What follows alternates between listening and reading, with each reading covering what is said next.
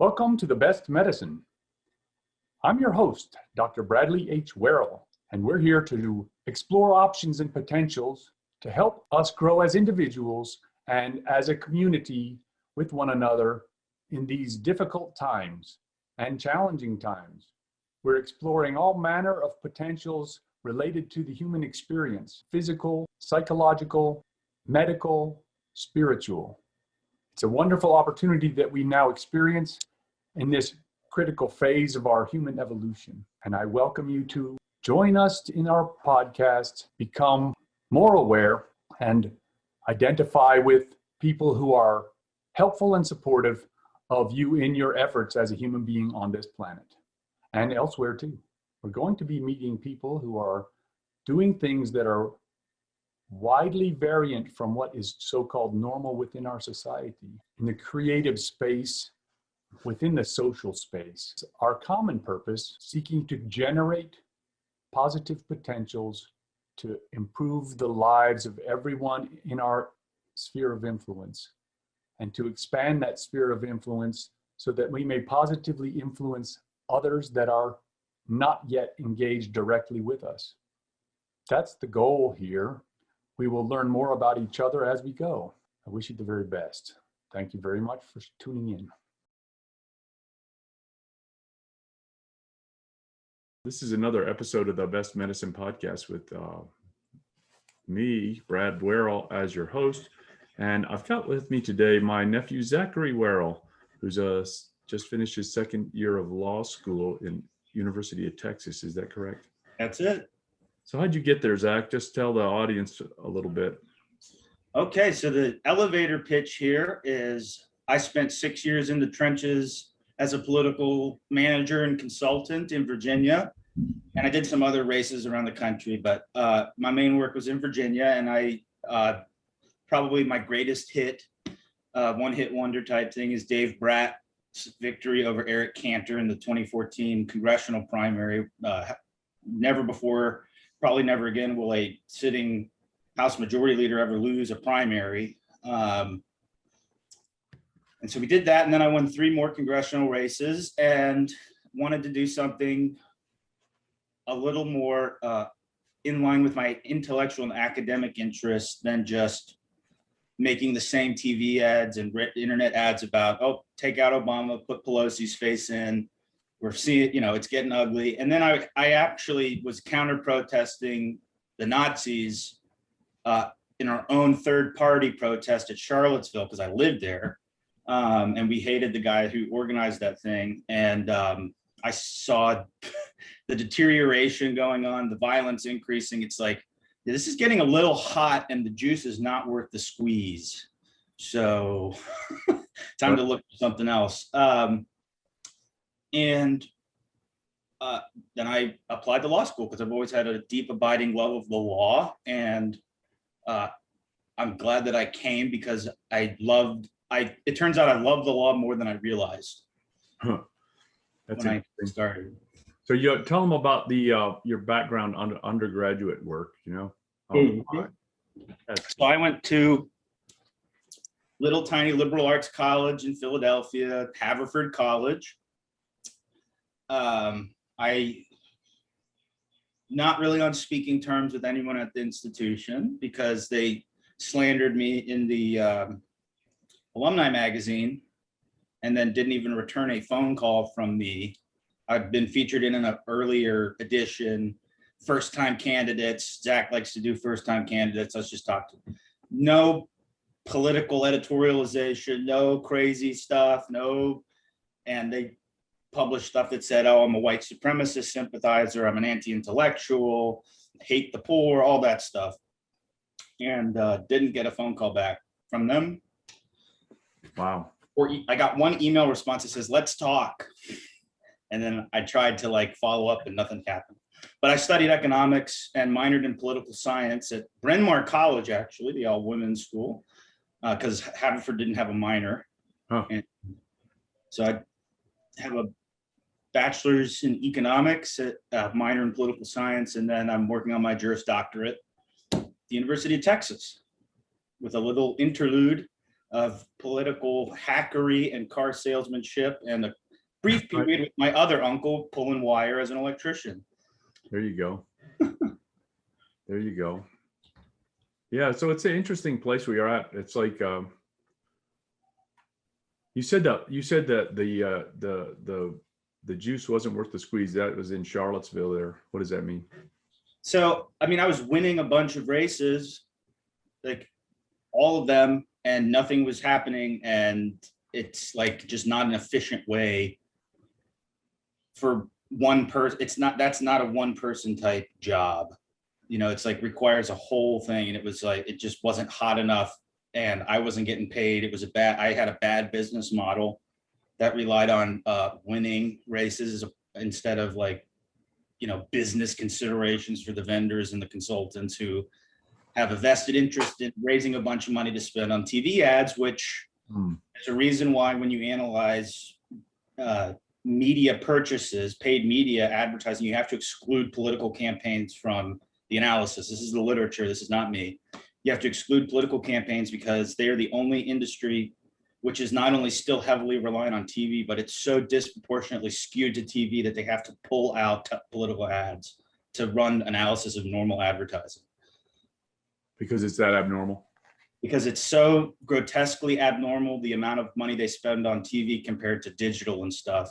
But it's because these big money buys are the source of funding for the consulting class, and that's how they run their businesses. And so the incentive isn't to make the mail piece that costs 37 cents in production costs to only cost 37 cents. You know, it's 5 cents for the 35 cents for postage, 2.5 cents to print it. Why am I getting billed $2.50 for this per piece? Right. Oh, because the consultant's got to make a buck, the vendor's got to make a buck, and they're going to pay the graphic artist the remaining, you know, 64 cents or whatever the number was, 63.5, 2.5. So you're saying there's a large amount of just a machine, that the money machine operating inside that it's like an industrial base. Yeah, it's like there's a large amount of momentum and momentum and inertia in that system. And there's not a lot of retrospective analysis, because what happens is the person who wins, you know, usually it's like they weren't even following the plan that they had. They don't really, like, you know, basically the rule, and I didn't put it in, I'm working on a second book called The Rules of Politics. I don't, title pending. I'm not that egotistical to make it world's rules, but it's just my friends like to call them my rules when I was doing it. So inside joke, subject to change. Anyway, making the juice worth the squeeze. And so it's, you know, it just got to a point where I did not want to become part of that business model. My business model was purely predicated on winning tight races. My business model was, we'll worry about business after we win the primary, like no other objective, no other financial incentives. Like I'm all in on winning, and I'm going to organize my campaigns in that manner. And so basically, you know, I didn't have a lot of consultant friends. I had one that really was on board with the whole thing and the program, who had been in like Reagan's White House and stuff. So you were not professional, is what you're saying. The guys who were making the money, and it's like, you know what I mean? It's like you just overly professional, or primarily that factor. You know what I'm saying? No, I do understand. It's like no, I'm about I had a business model, but it's just not competitive long run against the vested interests. Right. That's not your profession, is what you're saying. Right. So it might another way to say that is I had an awful business plan. it's like yeah, I sucked in that profession or something like that. It's just that was not your profession, man. It's a weird thing. It's like how people fit into the economic situation of the social or economic structure, right? And it's like, yeah, it's like I imagine it like this, that you just didn't see yourself fitting into it. Well, I didn't fit into it. Well, here, so some of the rules here we'll get to. One of the big ones for staffers and operatives is activist or professional. Pick one. I'm an activist politically. It's not that I want me to achieve something, but I have visions, aspirations, principles, these sorts of considerations. And that's what I want to get done. I don't want to make sure that my check from a client who's about to lose and could better spend that money on a digital buy. Right. My thinking was officers eat last, spend a budget. And if there's money left over and we lose, great. If not, well, I failed and I tried my best. Right. Right. That's interesting. Should I review the roster just so people kind of get a flavor of the types of people? That would be interesting. Yeah, so there's Dave Bratt, who basically there's a recurring pattern here. Anyone who doesn't keep me on after I win them a big race ends up out of Congress within 2 cycles. But Dave Bratt, Tom Garrett, Congressman Tom Garrett, Congressman Denver Riggleman, and Congressman Ben Klein. So I did all of their startup. I built their campaigns from the ground up, basically, except for Garrett's. I inherited a total mess. And we managed to save it in time to win a convention that was really tight on the 3rd ballot. Right. So, but what you were saying, they don't stay in if they don't keep you on? Oh, yeah. So, this is me being egotistical and trying to make the universe about me. And I'm totally upfront about that. And this is so laden with sarcasm. But with the exception of Congressman Ben Klein, all of my clients who got me to do the hard race, which in our system is the primary. Another one of my rules is you dance with the one who brung you. I heard that from the beginning. Politics is a nasty snake pit. And it's like one of the things I was told before I realized what was going on. It was like, or one of the things I was told is you dance with the one who brung you. You dance with the one who brung you. And it's like, that's not how these people think. Politicians, I mean, it's not that they're bad people or whatever. They're just, when you declare for office, you lose 20 IQ points. That's a rule.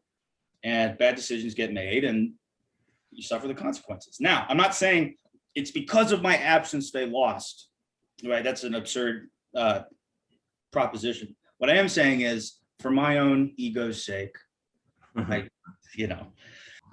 think Tom would be totally cool with me saying that he was the one good guy who was freaking loyal, ended up getting hammered so bad, not literally, but the party people wanted him out.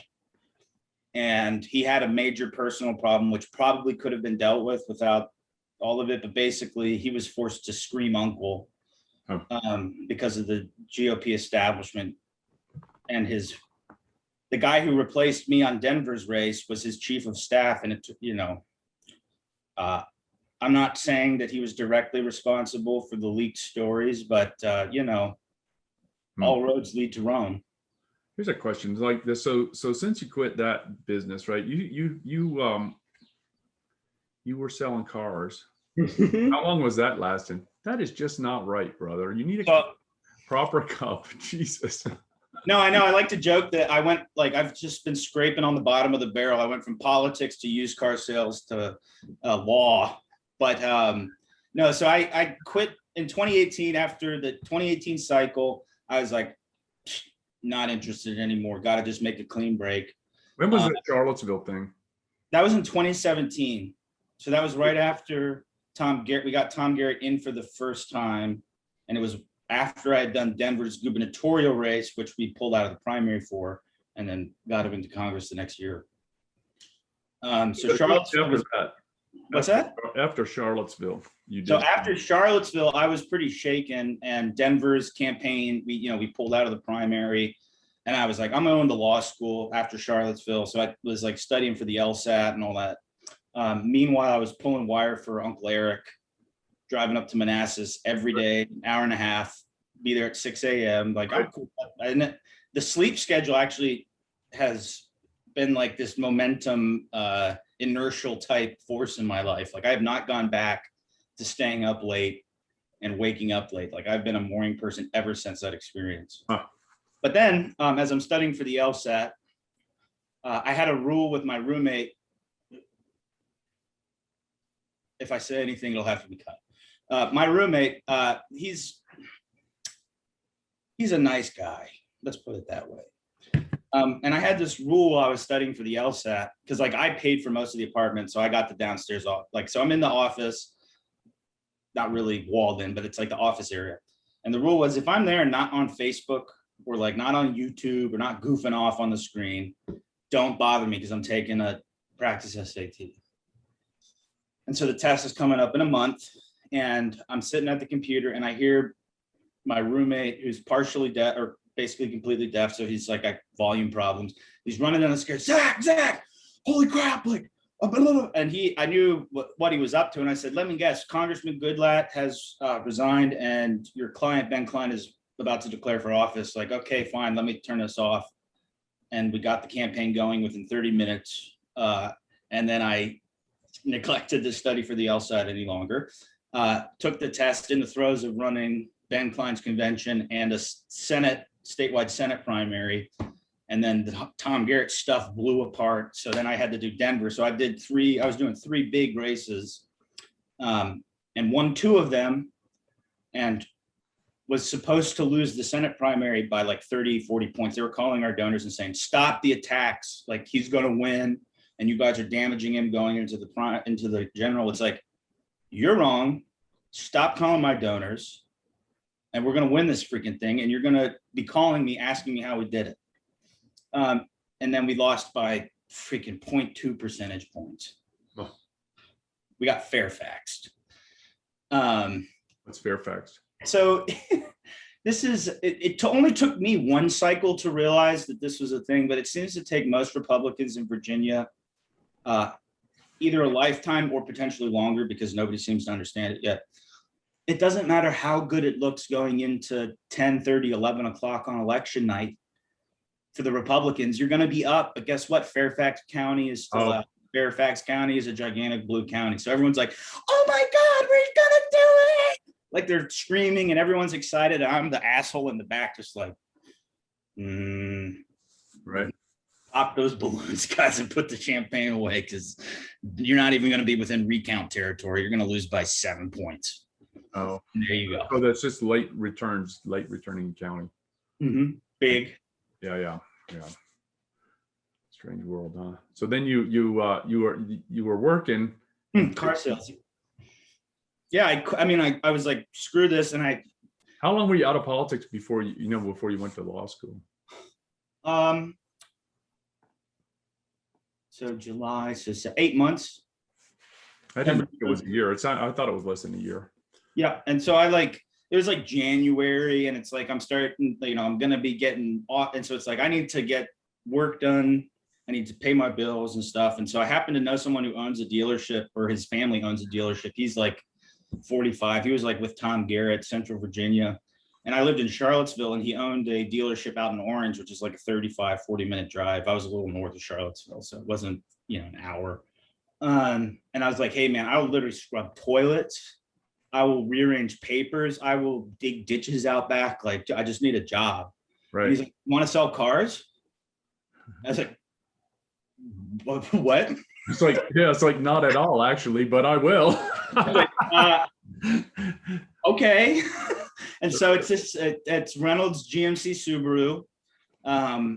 At least there's no financial attachments here. There's no interest. We have no interest in that business. No. For anybody who just for the knowledge of the base of the viewer, right? But if you do end up in Reynolds GM Subaru, tell them Zach sent you. Finance off. Get your spin. I'll get $100 bird dog fee. So, tell them Zach Werrell sent you from the Best Medicine podcast. That's right, man. Yeah, but that was fun. I was used to like a high stress, chaotic environment for the political stuff, and this was similar in some respects. It's fast, there's a lot of action, but then there's a lot of downtime too. And it was like I was forced to, like, I went door knocking on political campaigns like 3 times. I hate it. I hate knocking on doors. I just have an aversion to bugging people. Like, even though I'm quite extroverted, it seems I'm actually quite shy as well. Right. So it's like, I just never like door knocking, and I freaking hate phone calls. And so even when I was doing it in politics, like, yeah, this is way below my pay grade, not doing it. But then it was in the car sales, it was like, you have to do it or you will not get customers, right? Like, some customers come, but there's a lot of, you have to like make hundreds of calls a day, 3 to the same person often, but it's like, it's just a numbers game. Right. And so I had to get through my fear and like anxiety around bugging people. It's like, well, they were technically on the car website, I guess. And then what I found was basically people were just sharp and defensive and didn't want to do it because they were overloaded. But if you were able to just break through the mechanical bullshit in the relationship, they're on the car website because they want to buy a car and they don't want it to be a pain in the ass and they don't know what they're doing. So it's like, that's right. It's you're actually providing a service, and it's like, it's just a matter of, there's like this emotional hurdle, which is like, you're calling someone you don't know who's likely to have an adverse reaction to your presence. It's like, it's like, wow. It's like starting out kind of rough. It's just a rough start. Yeah. So I did that for a few months and they had me on some special programs so I wouldn't starve. But they got to keep some of my, what would have been my, commissions, but they gave me a floor. And then I was the #1 super salesman in the store the last month before I left. So that was cool. Attaboy. Did they give you a badge or something? I did. I think I still have my Subaru shirt that I was not supposed to take home, but we have to cut that part out too. The distinction between professionalism and activism, because I tend to be more of an activist type too, and I have the same sentimentality as you do with regard to intuitions about the behavior of people in the situation, which is I'm more about results than taking care of my professional interests, which is not very intelligent, to be honest. I don't regard it as a particularly smart way to play. And it's like the issue is what's best for the social environment, or I guess is how am I adding value to this society? What's the best way for me to add value? And enriching myself is not high up on the list, unfortunately. It doesn't advance society very quickly. So it's like the action that occurs as a result of my behaviors is more interesting to me than the following the professional dictums, the money falling into my pocket, which is like, man, that is not a smart way to play. But it's like it is just not smart, man. It's like as I've been told by multiple ex-girlfriends, you just care too much. I got nothing to say. I'm not gonna comment on ex-girlfriends, man. It's like I understand. Wait. I won't comment about it because your mom says the same damn thing, doesn't she? Which is quite an interesting little bit. Like a character flaw. Sounds like just a total coincidence. It sounds like a character flaw. I don't know. I just saying. I'm like what's that mean? Care too much, man? Like. How do you not like, what does that mean? Like a binary, either you care or you don't care. Oh, there's an interesting premise. It's not on a spectrum. Like, sure, you can change the intensity of your care, but you're either apathetic or you're not. Oh, and it's like, yes, I get excited and passionate because I love ideas and I love people and I love debate and I love figuring out what's right and wrong. And I love like really getting into the, like, why do you think this? Why do I think this? Like, one of my favorite things to do online is to just watch debates. Really? I just love watching. They don't really do any long form debates anymore, unfortunately. It's more discussions now with like-minded folks. There's less like adversarial style debating, but like you watch YouTube about, after about 5 or 7 years in the past, there's a lot more debate type content. Well, I don't. Maybe that's reflecting the polarization of our society, which is to say we just compartmentalize into our little silos, right? and don't mix with the other team because it's like too irritating. Which is funny. Systemic, societal, social. I mean, just in every adjective and descriptor and predicate you can put before it, it is a giant cluster in any regard. Well, it's troubling because it's like the issue is this. It's like you're not able to enter into conversations because it becomes too heated too quickly, right? And it's like it's beyond disagreeable, right? Because it's like I don't merely disagree with you. I am passionate about my disagreement because you are like your demon, right? Right. It's like I see this all the time with acquaintances and even family sometimes, or whatever. It's that they take an intellectual position about the logic of something or the rightness or wrongness, or like you said, it's like kind of Socratic in an effect. And then the assumption is that I'm denying, for example, the existence of transgender people, or you hate the poor people, or, you hate Black people. It's like, no, what are you talking about? I'm trying to decide whether passing this type of legislation after 5 years has a positive or negative effect on the stated end. Saying that this is causing worse results doesn't mean I hate the people it's trying to help. Right. I'm looking at the situation and going, cause, effect, right. effect bad, cause didn't do what it was supposed to. That's not a judgment on the existence of anybody. It's not personal. It's like none of us have a fully no person's moral or intellectual system is free of subjective. That's right. Biases or whatever. I don't like bias is too strong. It's like human beings just have different temperature settings. It's like on their moral values. Like your preferences, right? Mm-hmm. And it's interesting because it's like to me there's isn't and should and shouldn't, and they're two different axes. Right. I say is and ought. That's it. That's the two different axes, and it's like the ought is a preference. It's like election, elective function, and you get to choose what you prefer, and it's like the argument over what is actually occurring is the thing, and it is it's a funny thing, but strongly emotionally attached to their viewpoint to the point where they cannot discuss something rationally. Does that make sense? I mean, because is all right. So what happens a lot of the time, and it's not just one side or the other, left or right. It's like people have a very hard time differentiating between is and oughts. And a lot of times people present oughts as is, and sometimes people present is as oughts, and sometimes an is can be an ought or vice versa. But people generally have a hard time. Well, I just want to make realizing when the other's doing that. Sorry? I want to make it clear for the audience that is and isn't is what actuality, factual nature, what is in fact existing. Like, for example, I'll put it into very polarizing and easy to understand terms.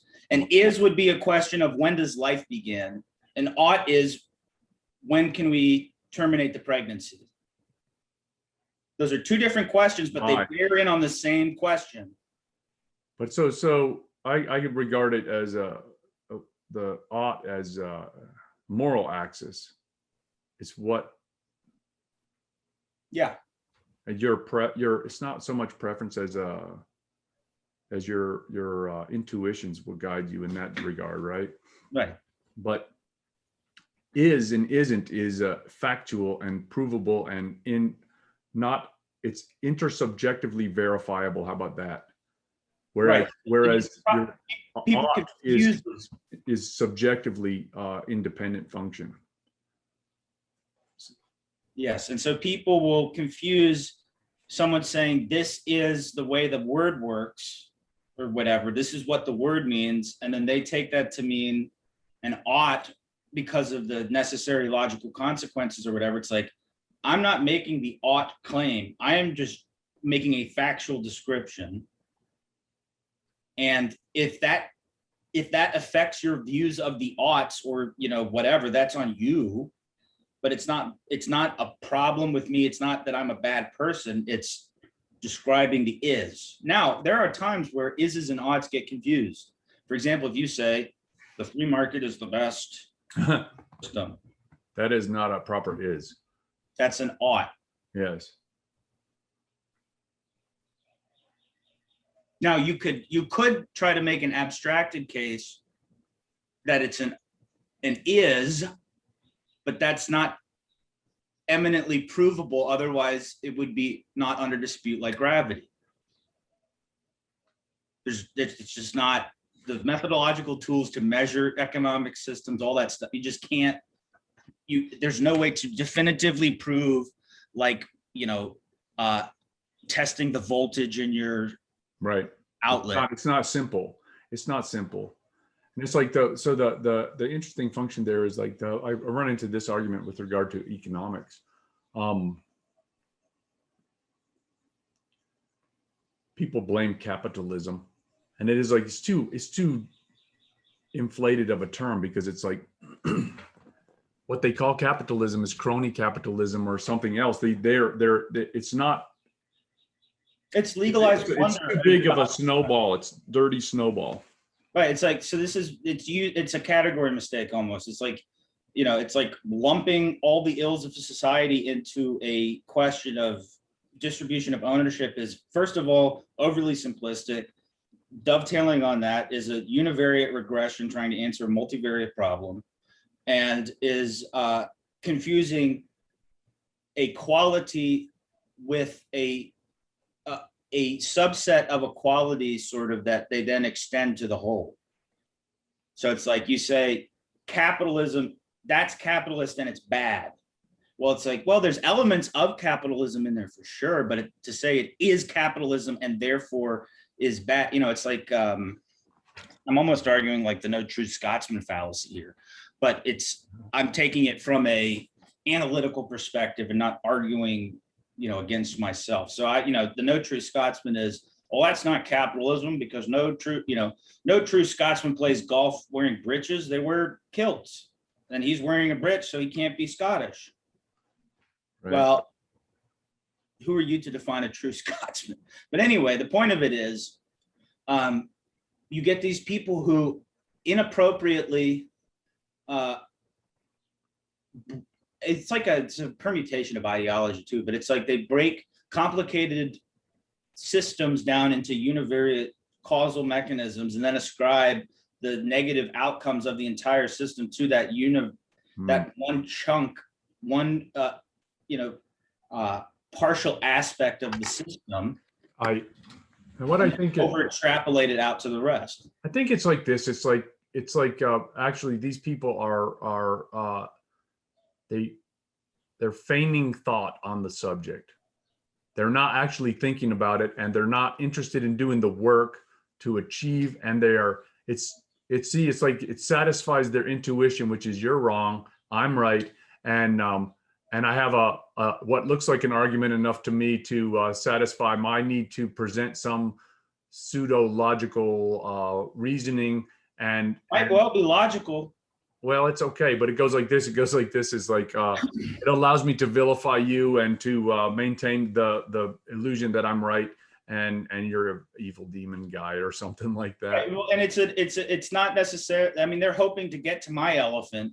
So for another metaphor to illustrate, to understand, John Haidt conceptualizes consciousness and the lizard brain, the forebrain and the lizard brain being arranged with the lizard brain as an elephant and the forebrain as a rider.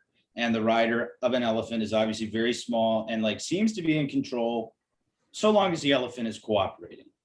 And it doesn't matter how well you argue with the rider, if the elephant is running around town, flipping over school buses and all sorts of stuff, no amount of communication of any sort is going to be able to affect that. And so that's sort of the rational and emotional brain relationship, which I subscribe to. I think it's generally right.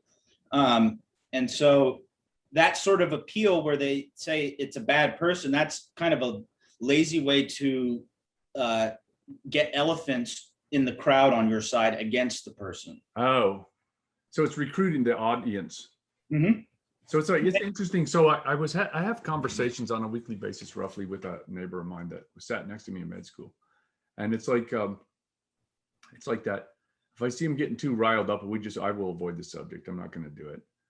Right. Because we don't have an audience. I told them we want to record that because it's funny, but whatever. It's like, nope, we're not talking about that because you're getting too wound up. I'm not going to do it. Right. And it's like, and I just will refuse to talk about certain things. And it's like, it's okay. He refused to listen to me talk about certain things too, because he senses himself getting riled up, and it's okay. It's okay, I suppose. And it's like, because it's like, what's like in any particular interaction, what is the outcome you're seeking to, like an activist, right? What is the activity? What is the purpose of that activity, right? And so it's like, no emergency. I'm in this for the long haul to try to make the world a better place. And it's like, what is the goal of any particular interaction, right?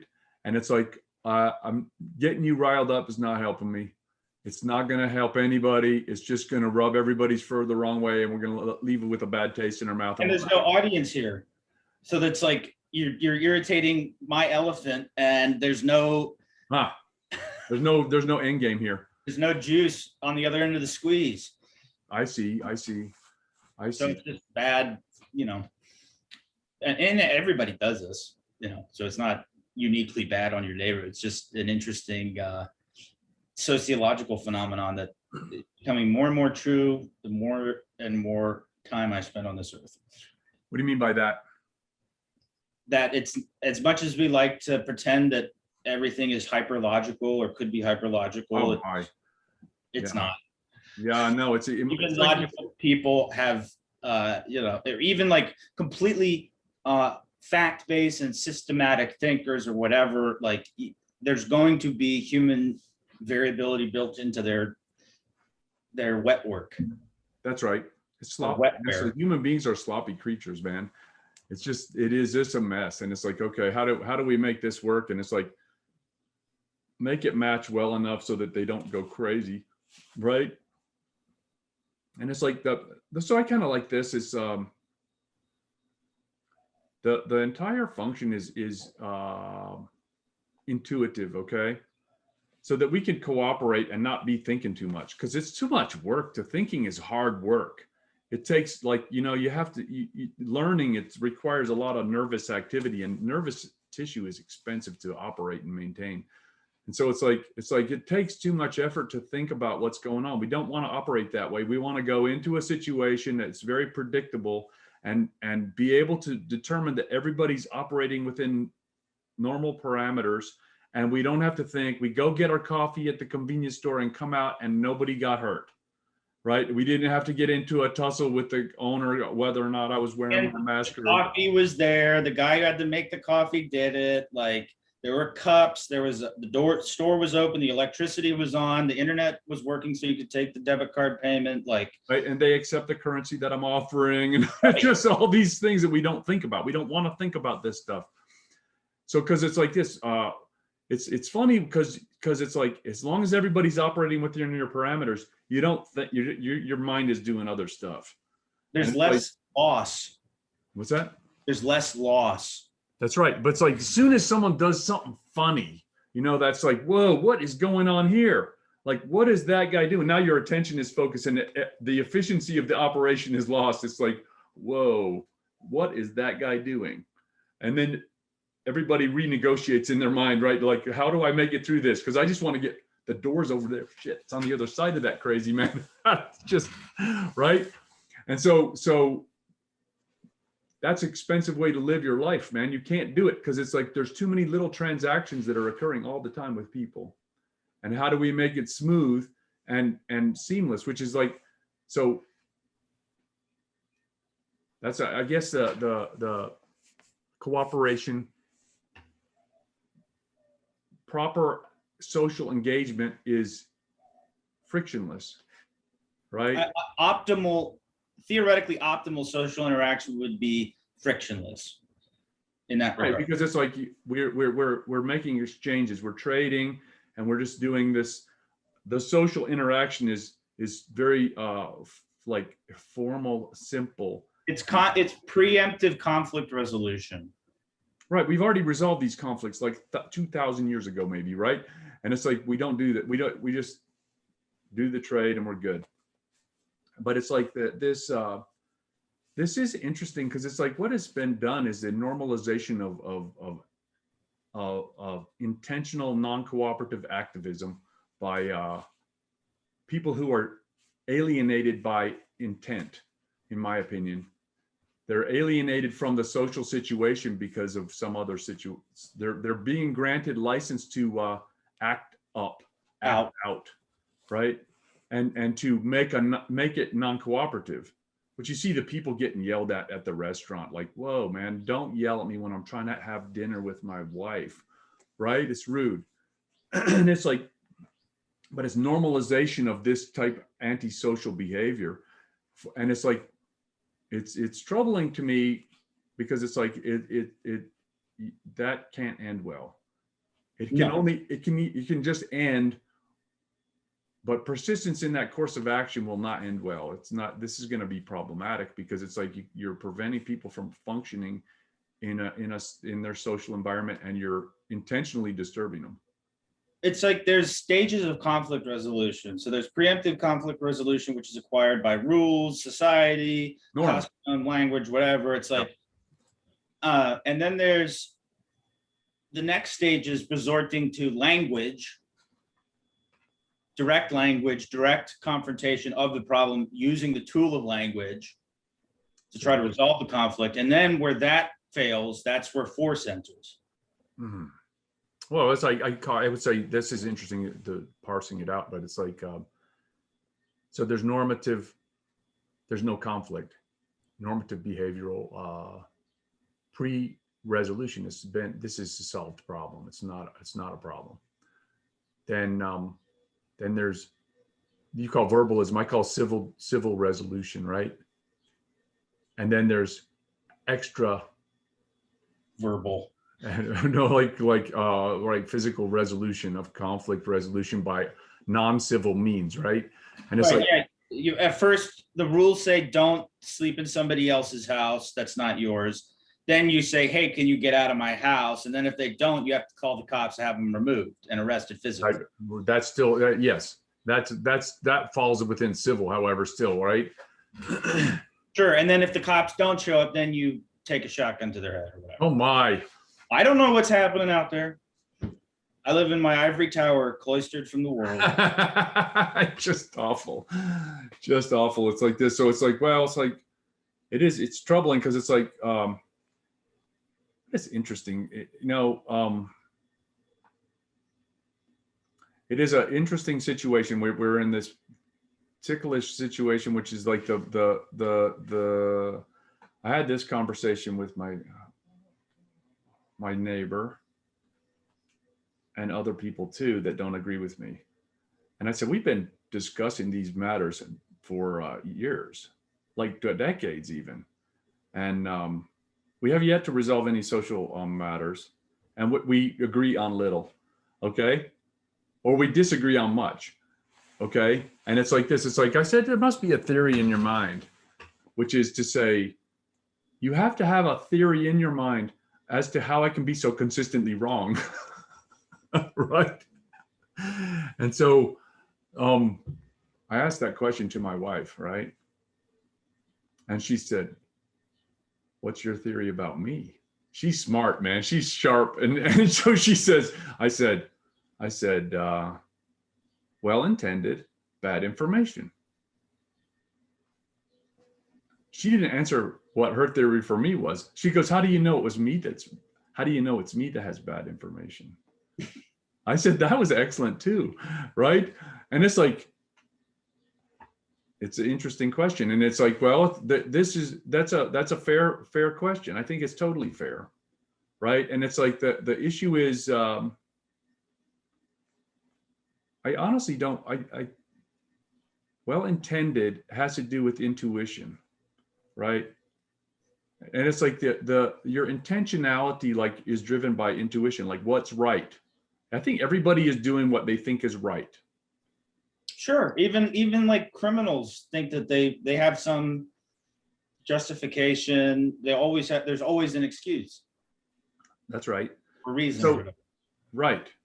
That's it. And it's like, I don't think that anybody is, well, with exceptions, of course. I think that the lump of people, there's always going to be the tails of the distribution, but the lump of people are well intended, and they're not trying to cause harm.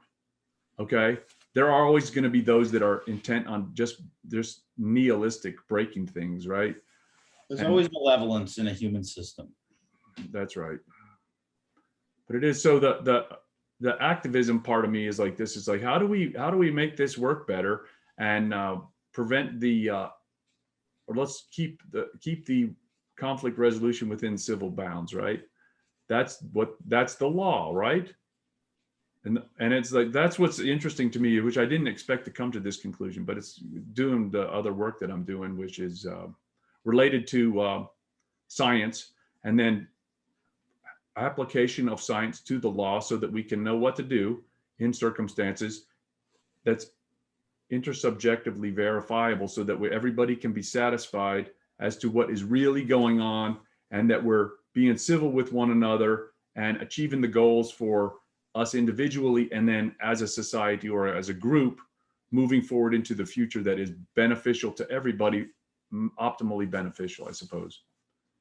You might not shake out that every situation is properly adjudicated or whatever, or is perfectly fair, but so long as there remains an intuition that the system of civil resolution itself is writ large fair, then it will maintain that. Well, otherwise we break into pieces that have to have non-civil conflict, or we just break into pieces. And one of this is kind of interesting, because it's like the function of it appears to be that the units of governance are too large. And so it's like you can't, the disparities between small subgroups within the larger polity are so different that it's like, just let them do their own thing. That's not the same as what we're doing over here, because we don't want to have a uniform rule, because it doesn't work. The uniformity, and it's like, this is what my objection is to the left, I suppose. And it's like, with all due respect, okay, which is that they seem to be universalist in their intentionality, which is they want to make one rule to rule them all, right? And it's like, that's rude. It doesn't work. You need to have this smaller, like this federal system, where you have small places that can do things within some wide net parameters that are acceptable as an entirety, but with variation among the locations. This is a crass and potentially offensive oversimplification, so apologies to Oh my God, you just gave yourself a warranty to do anything, man. Okay, go. I said with all due respect. It's all good. It's like, basically I would largely categorize the breakdown like this. A person on the left who does not like guns and doesn't want them in their life wants to ban them, so nobody has guns. And the conservative or person on the right would say, don't buy a gun. They would just say, I don't like guns, I'm not going to buy a gun. So it's like, that's obviously crude and not entirely accurate or whatever, but it's a way to conceptualize the way of thought. And so it's like, I mean, the right will have its own things like that too, abortion or whatever. Or you could make the argument. But generally speaking, it seems like there's one mode of behavior that's acceptable. There's no pluralism. There's no experimentation. There's no diversity in reality, which is incredible. The people who are, most passionate for diversity are the most totalitarian thinkers that exist right now. It's just a horrible irony. It's interesting. So yeah. So it looks to me like the way forward here is going to be this devolution of power from a central to local. That's what I think is going to happen, and I think that's okay. And I think that's the best civil solution to the complex issues that are being presented. And I don't know what that looks like. It's like in the context of the global situation. It's like they're trying to create international fears so that we to maintain the integrity of the central power of the United States. They're trying to build up enemies to act as a threat to justify the centralization of authority in the. Unless it's the Chinese Communist Party covering up, Right. COVID, and our own systems of government literally spreading a conspiracy theory that it came from bats 2,000 kilometers away with no intermediate host species. But hey, I just read, the literature and have a basic understanding of statistics. So clearly I'm a racist. And somehow the Chinese Communist Party covering up this is less racist than saying it came from eating bats. What's more racist, the Chinese saying that China has a communist party that puts out propaganda, or that Chinese people caused the plague by eating bats? Which one is more racist? I'm not here to judge racism. I just go like this. It's like, okay, what's that mean? Well, I don't know. It's like, I don't know. So it's like, this is like an interesting moment in our United States history, which is that we're like. Why do we keep losing? Who's we? The US and the conservatives. How do we keep losing this stuff? Everything I say will be wrong, so I won't say anything at the moment. So I'm not convinced we're losing, okay? I'm convinced that everything is working out the way it's supposed to work out. Okay, I have ultimate faith in the outcome of the contest, which is to say, it's like, okay, it looks all sloppy and messed up right now, and everybody's confused, and it's like I say, it's an interesting moment. The Chinese. I would say that I myopically describe it as not as losing, but it's just straight up abdicating the field. The conservatives and everybody just don't fight, and then they whine that everything's being taken over. Okay, so it's like this. Like I say, everything is working out the way it should be because it's galvanizing you a sort of activism that is will lend itself toward victory in the end, right? And that's okay. It's just par for the course, man. That's just where we're at, which is the Chinese word for crisis is said to be, since I don't speak Chinese or read Chinese, it's made of two characters, danger and opportunity. And that describes where we're at. Which crisis is like, it's the same as like in a cathedral. The central location in the cathedral where the arms of the building cross is where the action takes place, where they give the offerings. And so it's like, that's where we're at. It's like at the crossroads, a crisis. And it's like we're having to choose which road we're going to leave. How do we get out of this mess? We have to choose, and we have to be careful how we choose. And it's like, what's interesting is it kind of comes down to, but we'll go back to the convenience store trying to buy coffee and the guy's acting funny, right? It's like, how am I negotiating this mess, right? And so it's like, it's a negotiation. It's like, how are we going to arrange that everybody gets out of this in one piece? And hopefully I get my coffee, but maybe right? It's too hard. And right? And nobody's chasing me. Right. And I actually get to drink my coffee in peace and go back to wherever I'm going with minimal delay, right? At minimal cost. And that's a negotiable. It's all negotiable, right? And it's okay. But unless you're challenged, you're not negotiating. We're just not negotiating because it's just normal, right? And it's not, this is so not normal. Like in amazing to me, it is like the I will call it something like weirding, because it is like when I was a kid, man, I was like, it's 1976. I remember 1976 because I got out of elementary school in 1976, out of 7th grade, and it it was just wonderful to be an American. And I was so happy to be an American. And it's like, this just looked so golden future. And it's like, man, now it is just like, whatever went sideways, man. It's weird. It's like gone all sour or something. And it's like, you know, fermenting up something wicked. And it's like, well, okay, now what? Let's negotiate this. Cause it's like, this is gone. This is so sideways. And it's like unexpectedly and quickly. And it's like, I know it happened like, it seems like since the 90s. I don't know what your experience is different because you're so much younger than me, but you know what I mean? Because it's like, I mean, when did you get out of college? 2013. I was in 5th grade with 9/11. Okay. And so it's like I have some conceptualization of the world before then, but not really a truly, you know, right. With this set of eyes and my experiences. And so, yeah, it's like, I just was like, bang, it was war. And then it was the end of Bush with the Depression. And then it was the malaise of Obama. And then Trump comes and yeah. That's the sideways. That's when it really went fast sideways.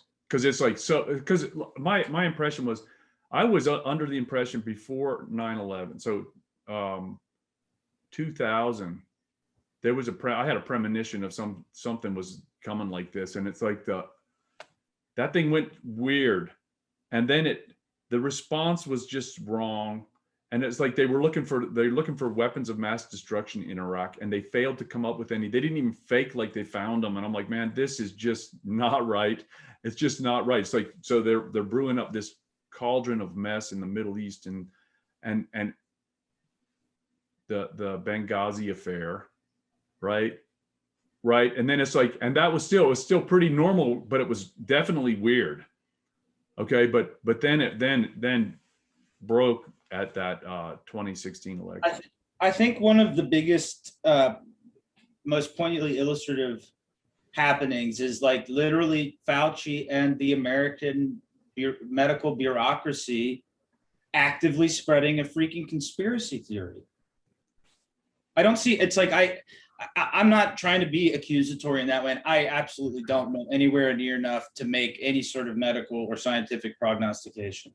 But Occam's razor says that usually the simplest explanation that explains the most things is right. No intermediate species, no evidence. First cases probably from the lab, spliced spikes. No natural evolutionary paths, no animal hosts, like 2,000 miles away. It's like, it's interesting because it's like this. I find this. I'm not interested in it because I see what you're saying, and I'm willing to agree with the premise of it. And I'm a doctor, okay, and it's isn't, and we have a problem here, and I deal with the problem.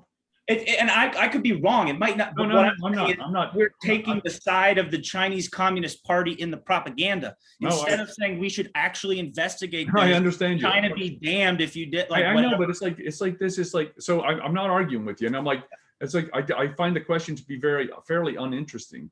To be honest, it's like a government official lied to me. Oh, right, and it's like, so my sense of the propriety of the agencies of the federal government has gone so low that it's like this. It's all broken. Everything is broken, and it's like this. It's like that this is broken too. It's just like, yeah, it's all broken. That I don't have faith in the justice system to mete out justice properly. It's like I don't know if you read Martin Armstrong's recent bit. I sent you the video from Armstrong. He's talking about the 9/11 thing and his detailed litany of the way he was treated by the justice system in New York. And it's like his assets in that building or something, right? What happened was Building 7. He had his assets. No. This is interesting. So Martin Armstrong is this is for the audience. Martin Armstrong is a trader. He trader, and he invented the yen carry trade, and he was borrowing money in Japan yen, and then turning them into dollars, buying treasury bills and making a ton of money. So he had $1 billion that he was moving around, right, in the bank, and the bank stole the money. And then they accused him of crimes they didn't even accuse him of crimes. They kept him in jail because they wanted to get his computer, which is artificial intelligence program. Socrates is its name. And they kept him in jail for 7 years on contempt of court until he was able to cause the Supreme Court to want to hear the case. And as soon as that happened, they let him go. He alleges that they attempted to have him killed by another inmate, and he ended up in coma for a while, right? And so anyway, among the things they did, they collected. He had evidence about all the illegal activities of the bankers, and they subpoenaed that, and they kept it in Building 7. Oh, which also stored in the SEC offices there the Enron investigation. For those of you who are in the know from the early part of this century. I was too young. Yeah. But it's like the Enron investigation materials were all in there too. Wait, so Building 7 goes, and now there's no evidence. All gone. Whoop. Never let a crisis go to waste. Right? Wait, also, this is also noteworthy, which is the part of the Pentagon that was destroyed was where they were investigating the $2.3 trillion that were unaccounted for in the Pentagon's budget. Like Rumsfeld or whatever. Rumsfeld talked about it like the day before. Oops, all gone. Well, I think regardless of any deeper connotations of that event, it's like we know that people lie, and the agencies have a vested interest, and the government, we know, I mean, how much classified information is there? It's like, that we can't access as civilians, and it's like they can kind of say whatever they want, and it's like, I'm not saying that we're like North Korea or whatever, but it's like controls of information, whether direct and intentional or subtle and under the radar, they still have effects. And so I had this discussion, let's put it on Trump again, so I was there at the Charlottesville thing, and I was dealing with the national press and stuff, and coming up with the media strategy, and in communication with the White House about all this, and the both sides comment. So Trump said there are good people on both sides. He's referring to the fact that there were a lot of local people who didn't know who Jason Kessler was or what the traditionalist worker party was. They were told it's about a statue. And so there were a lot of like normal people from Charlottesville who just were like, don't tear down the statue. And then there were the outside interlopers. Right.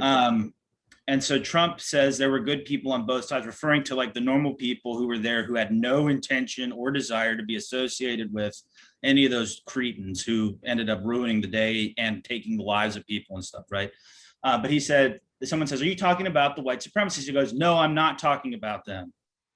Literally the next words out of his mouth. Right. And so I show this to people who I care about, who believe that Donald Trump said that the white supremacists were good people. And I make them watch the actual clip, and Donald Trump said the exact opposite. Right, of the contention. Of what they believed he had said, and I saw him say it. I know that he said it. Right, so what's the response then? Usually it's either that's an isolated incident, or I know that this happens, or shut down the conversation. Well, that's the options. There's like 3 options, right? You've been lied to. You're being lied to, bombarded with lies. Right. Not just truth. This is my point. Now, this is where I say it's like the institutions have demonstrated them to be faithless. Specifically, the media, and I pointed at the governmental agencies, and I have no confidence in them either. It's like this, they just don't do their job, and it's like the media not doing their job, and it's bad information is being propagated through the system. Yeah, so it is. So the interesting function here is like this. It's like it's like negotiations. Like how do we work this out? Because it's like the emotionality is too high, right? we have an emotional problem, because it's like, if I blow the person up that I'm talking to, you're not going to convince that person of anything. I'm not even going to try. I'm not interested in even trying. I don't care. I don't care about it, because it's like this. Like, I don't debate with my wife, okay? It's not interesting, because I just try to live.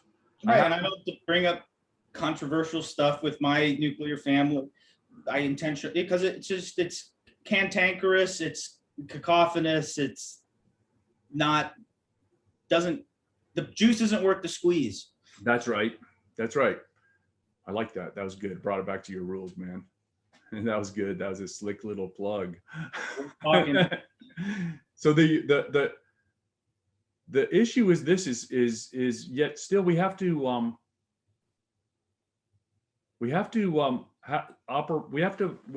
seeking activists, because we're seeking to modify the system so that it functions in a manner that is consistent with our intentions and our intuitions, right? And it's like, and we're convinced that it's not operating in that fashion. Yes. And it's like how do we, that we are obligated to make the institutions perform according to the standards that we wish to hold them to. We have to do that, otherwise we have thrown in the towel, and we are abdicating. Yes, and that's part of my frustration with Republican politics and conservative movement. And so we quit on all those things. We don't even care about that. We just go like this. It's like we provide the roadmap how to make it work, right? Mm-hmm. Go ahead.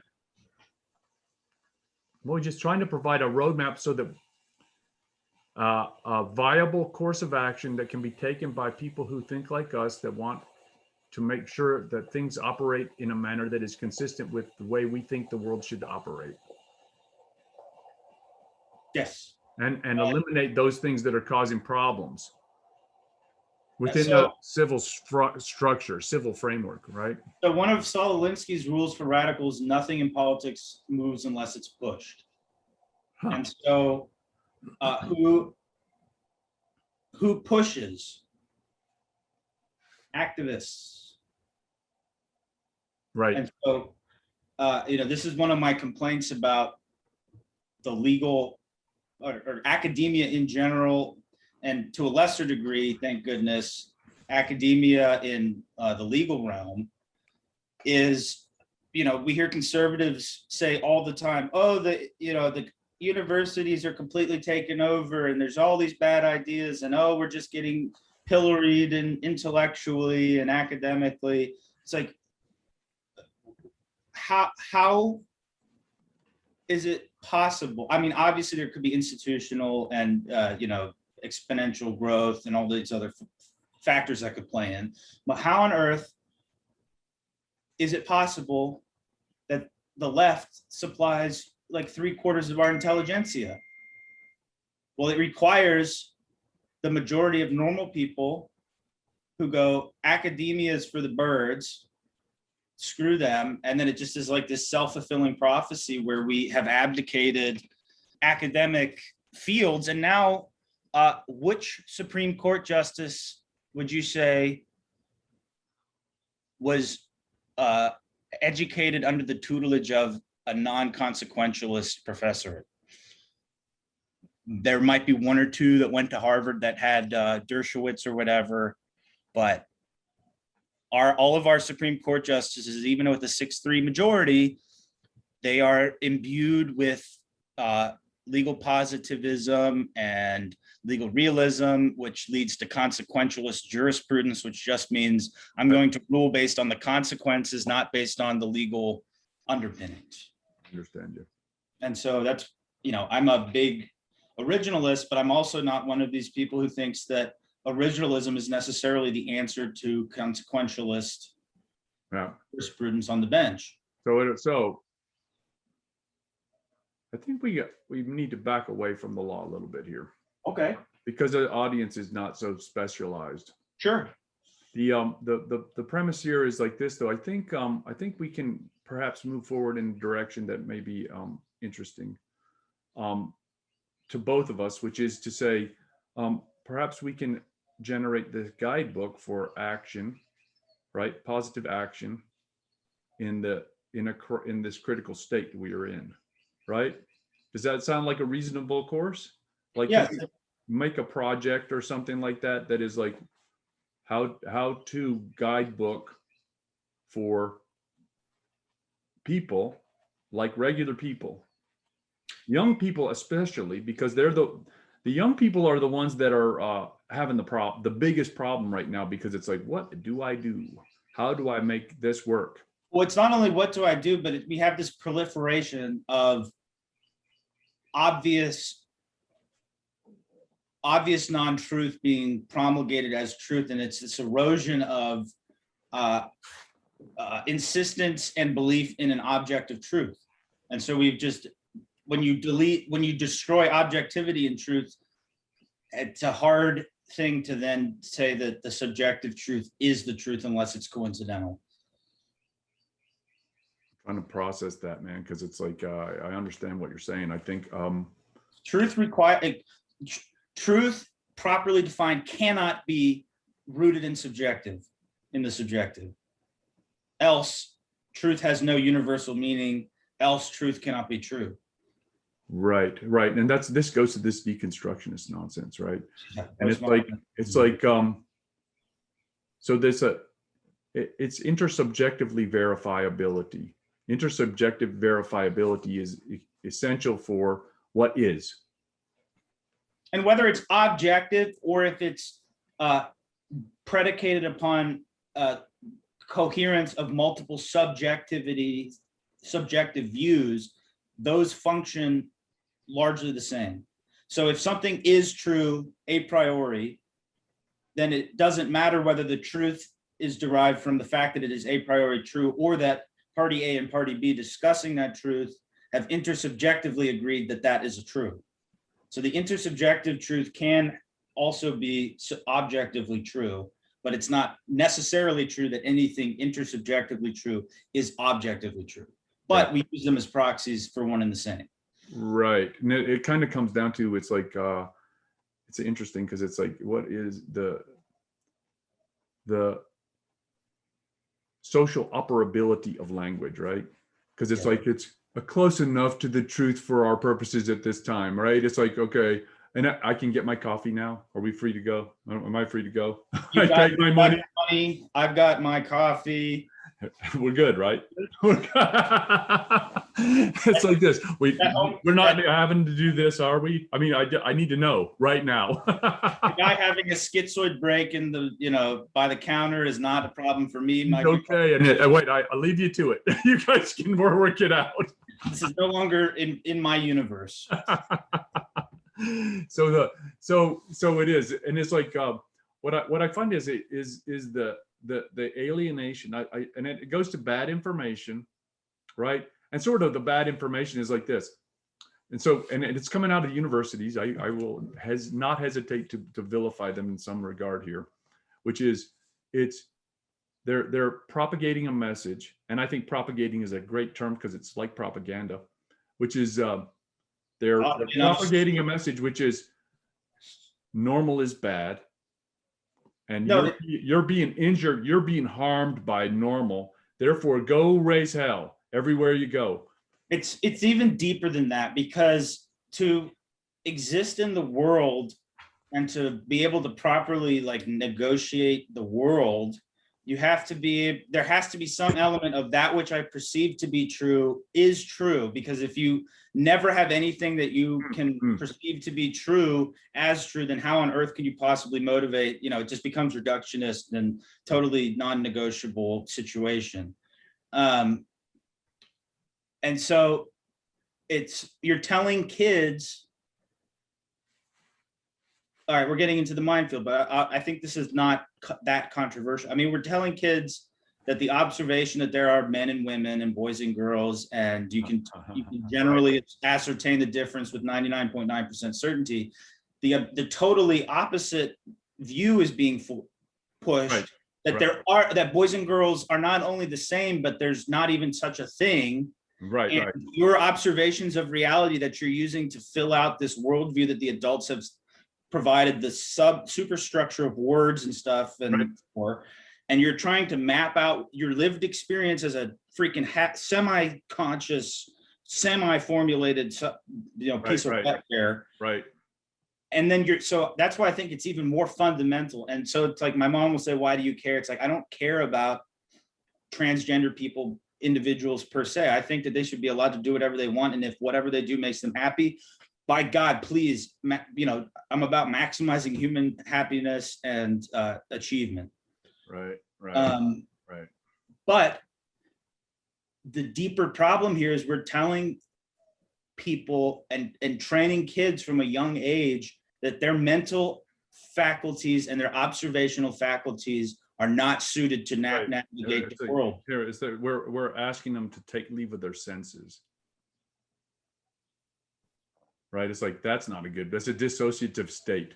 It's like, I watched a very interesting video by I don't know if she's African American, but Black lady, and she gave a interesting talk. She was talking about being she thought everything in terms of this critical race theory. She went to college in the She went to college in the United States, and she was judging everything through the lens of race. And she's like this. She goes, she would sense the microaggression if someone looked at her funny on the street, and it would ruin her day. Like, so it's like this. So it's like, because it's the attachment to this theory caused her harm, and then she quit. I think it's even deeper than that. I think the theory, so it's like, I've read not all, but a lot of Ibram X. Kendi's work, and a lot of these critical race theorists, and a lot of these critical theorists and anti-racism and stuff. To me, it's like, if I read Ibram X. Kendi's book without all the fanfare and puffery and stuff, it literally reads like the work of a totally schizophrenic, paranoid mind. Everywhere he looks, even in the mirror as a Black man who wants to help Black people, he sees vicious racism. And so it's like, it's a deeply, deeply paranoid worldview for some people. And I believe that people have threshold, I don't know enough, but basically, if you increase the amount of stress in the system, like what causes schizoid breaks, there's some traumatic, a lot of the time there's some traumatic thing, or the system, the system, okay, I'm wrong. But anyway, that's a I don't know how it's. Let me say it in a less specific and more abstract way that is probably more concretely true. So if you raise the psychological disturbance in a system, it leads some people who are, ceteris paribus, wouldn't be as agitated and prone to like these negative emotions. If everybody's level of agitation is higher, then it increases the available threshold of things. So anyway, it's like these people, everybody's in this hyper stressed space. We're seeing all these, young girls killing themselves at like double the rate, like because the whole system is permeated with excessively high negative emotion. And then people are more susceptible to believe that which confirms their what is causing their negative emotion. And so it's like, I feel all this negative emotion, my life sucks, and I've got a simple explanation here, that white supremacy. Yes. And so now I see white supremacy everywhere. And so if I'm irritated all day, it becomes a lot easier to see somebody, just glancing over their shoulder as like some racist, personally offensive and attacking act. Right. And so, and it's like they say these strange things, which is like, words are violence, right? Right. And it's like, I understand it, because it's like, it hurts me. Literally hurts them if they hear the word, because it's like they get this hyper activated sensibility. I regard it as it's alienation, and it's driven for political purposes, in my opinion. Which the more irritated and activated and more friction that people cause when people don't go the way you want to go, it's not civil interaction. So it's always intentional non-cooperation, right? I'm always caught between, I abhor univariate explanations and stuff. So when it's like, they're doing it for political purposes. It's like, I would absolutely agree that there is a large school of thought on the radical left that pushes this destabilization, internecine warfare, us versus them type stuff. But I also think that there are societal causes that are exacerbating or running parallel to intentional efforts. And so back to the greater point here, which is, what do we do? It's like, if you look at the left, they've been theorizing about whether or not anyone is actually doing it right now. And I'm not pointing fingers at any actual actors or anything, but if you just look through the texts and you follow the ideological development of the continental tradition versus the Enlightenment people. So that's like, you measure stuff versus there is no stuff. Why are you using words? And so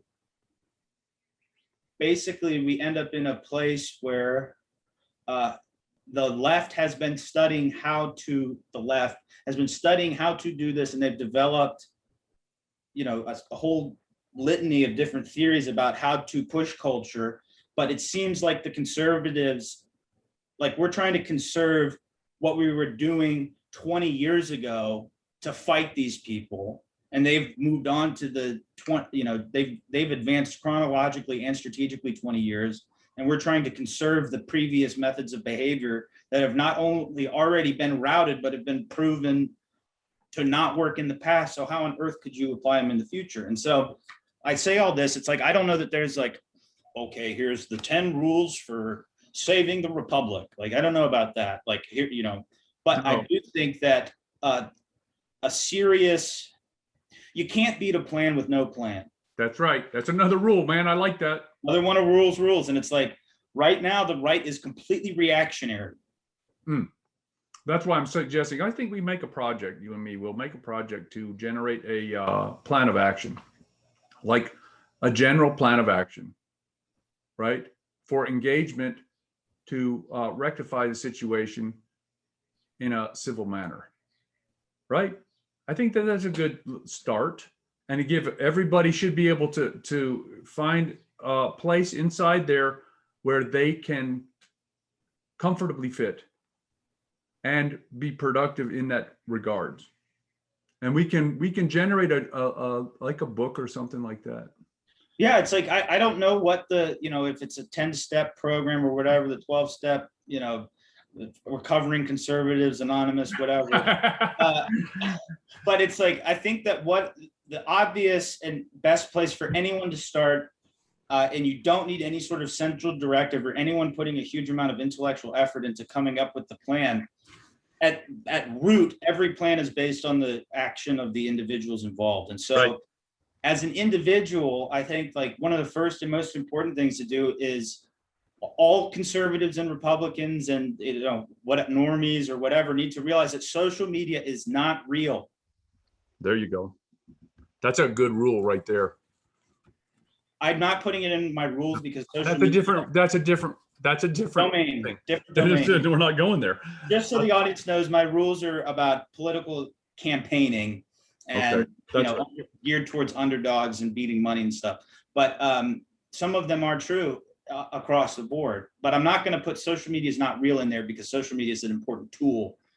But other than the informational flows, which may or may not be obviously necessary from like the comments and the shares and stuff, the responses by the people to the information are not real. Right. And so if I'm a CEO and some staffer walks in and says, hey, Pootie Poo number 616-22426 with the panda bear with 0 followers and 37 tweets, they said that, Zach's steak company is just full of racists and they have to like stop serving steaks at the steakhouses because steak is racist. Oh my God, it's so I would fire that person immediately who brought it to me. And I'd say, everybody else, I don't want to hear about this sort of stuff unless there are actual people with actual pitchforks actually outside the door. Then the anger's real. Until then, you've got a person who is at worst or at best